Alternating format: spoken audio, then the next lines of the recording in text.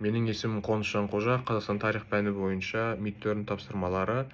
Эссенің тақырыбы қазақ мемлекеттілігінің дәстүрлері. Кіріспеден бастайтын болсам, қазақ мемлекеттігі ол сан ғасырлық тарихы бар күрделі саяси құрылым. Ол ежелгі және орта ғасырлық мемлекеттерден бастау алып, қазақ хандығы дәуірінде нығайып, және кейінгі жылдары жаңа саяси өзгерістерге ұшыраған. Қазақстан тәуелсіздікке қол жеткізгенге дейінгі тарихи процестердің барлығы мемлекеттіліктің үздіксіздігін көрсетеді. Бүгінгі видеода қазақ мемлекеттілігінің қалыптасуы, негізгі кезеңдер, қайта жаңғыру кезеңдері және егемендікке жету жолдары туралы айтылатын болады. Сонымен қатар бірінші тақырып ол қазақ хандығы құрылуының алғышарттары. Қазақстан жеріндегі мемлекеттіліктің дамуы бірнеше мыңжылдықтарды қамтиды.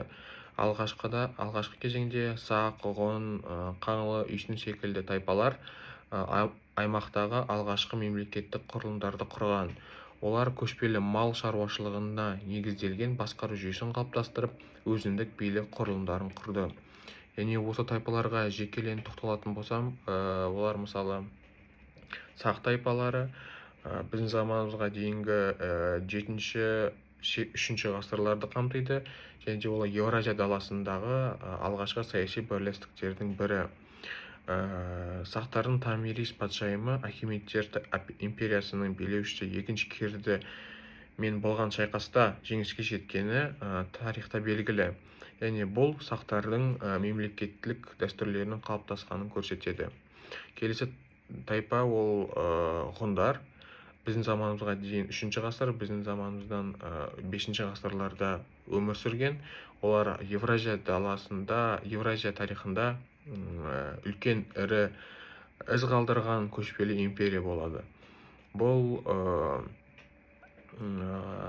ғұндардың әскери жүйесі кейінгі түркі және қазақ мемлекеттілігінің әскери құрамына негіз болды.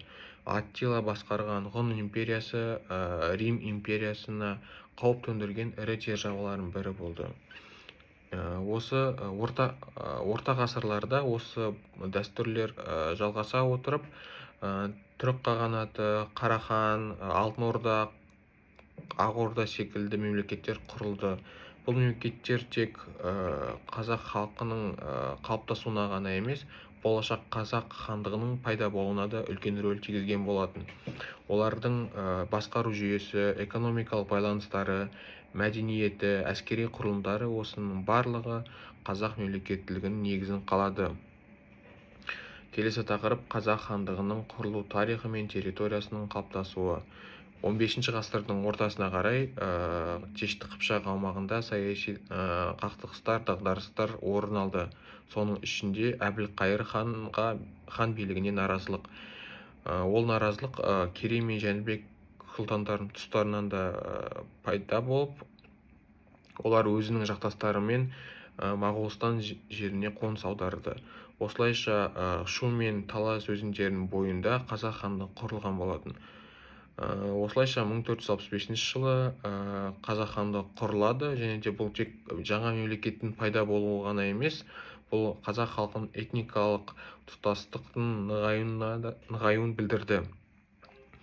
Сонымен Қасым ханның тұсында осы қазақ хандығы өркендеп, айтарлықтай күшейе түсті.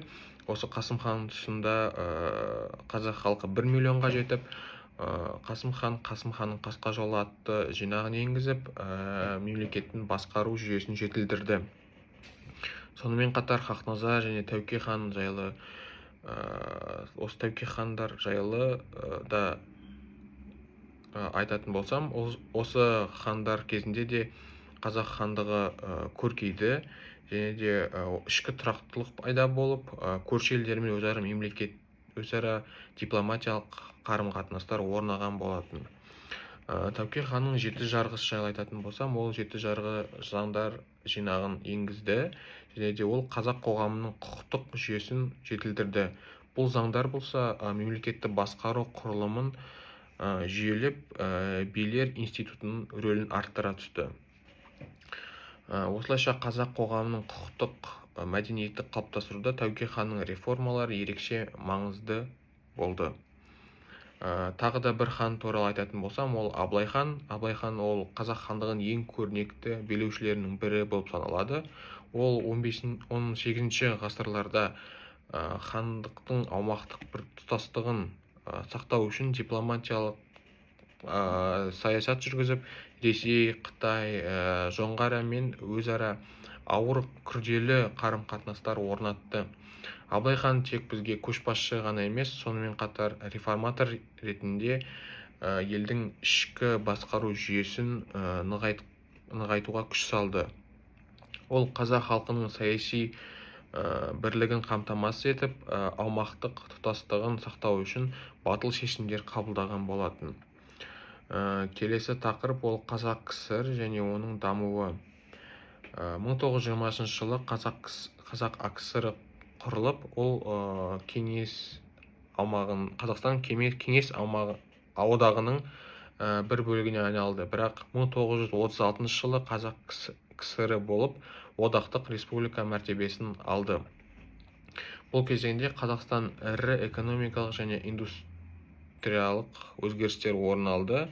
Алайда реформалармен қатар қуғын-сүргінде жүріп отырып, күштеп ұжымдастыру, ашаршылық секілді ауыр кезеңдер болды. 1930 жылы жүргізілген ұжымдастыру сияқты қазақ халқы үшін үлкен апат болды. Көптеген миллиондаған қазақ халықтары аштықтан қырылып, халықтың бір бөлігі шетелге көшуге мәжбүр болды. Бұл кезеңдер қазақ халқының демографиялық құрылымына үлкен ауыр соққы болып тиді. Ұлы Отан соғыс жылдарында Қазақстан кеңес одағының негізгі өндірістік орталықтарының біріне айналды. Қазақстанда әскери зауыттар салынып, ел экономикасы соғыс қажеттіліктеріне құртылатын бағытталды. Соғыстан кейінгі жылдарында Қазақстанда тың игеру саясаты жүргізіліп, халықтың демографиялық құрылымына үлкен өзгерістер алып келді. 20 ғасырдың екінші жартысында Қазақстан ғылыми және мәдени жағынан қарқынды дамыды, бірақ ұлттық құндылықтар екінші орынға ығыстырылған. 1950-1960 жылдары индустрияландыру қарқынды жүріп, Қазақстанда ауыр өнеркәсіп орталықтарының біріне айналды. Алайда бұл даму көбіне экологиялық мәселелермен қатар жүрді. Оған мысал ретінде Семей ядролық полигонының жүргізілген сынақтар қазақ халық денсаулығына және қоршаған ортаға өте үлкен зиян келтірді. Солайша 1986 жылғы желтоқсан оқиғасы қазақ жастарының ұлттық сана сезімінің ояуына ықпал етті. Бұл оқиға КСР-дағы алғашқы демократиялық қозғалыстардың бірі ретінде саналды, және де солайша 1991 жылы 16 желтоқсанда Қазақстан өз тәуелсіздігін жариялап, халықаралық қауымдастықтың толыққанды мүшесіне айналды. Және де келесі Алаш автономиясы туралы айта кететін болсам, Алаш автономиясы ол бізде 20 ғасырдың басында қазақ зиялылары ұлттық мемлекетті жаңғырту үшін Алаш автономиясын құрған болатын. Бұл автономияның негізін салушы Ахмет Байтұрсынов, Әлихан Бөкейхан, Міржақып Дулатов, Мұстафа Шоқай және тағы да баса аса көрнекті қазақ зиялылары атсалысқан. Алаш зиялыларының негізгі мақсаты ол бізде қазақ халқының мәдени, экономикалық және саяси дербестігін ұлт ретінде дамыту болды. Осы алаш зиялылары қазақ тілін дамыту мақсатында қазақ мектептерін ашып, жаңа қазақ оқулықтарын шығара бастады. Бірақ олар көбінесе білім мен ғылымға баса назар аударып, қазақ халқының өркениетті елдер қатарына қосылуына мақсат етті. Алайда билікке большевиктердің келуімен олар қуғын-сүргінге ұшырап, көбісі атылып немесе түрмеге жабылған болатын.